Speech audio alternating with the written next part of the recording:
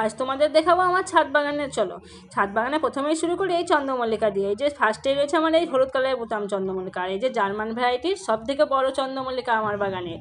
আর এই যে গেরুয়া কালারের চন্দ্রমল্লিকাটা দেখছো, তার পাশেই রয়েছে এই রেড কালারের চন্দ্রমল্লিকাটা, এটি আমার সব থেকে প্রিয়। আর এই হলুদ কালারের চন্দ্রমল্লিকাটা তো কমন, সবার বাগানেই থাকে।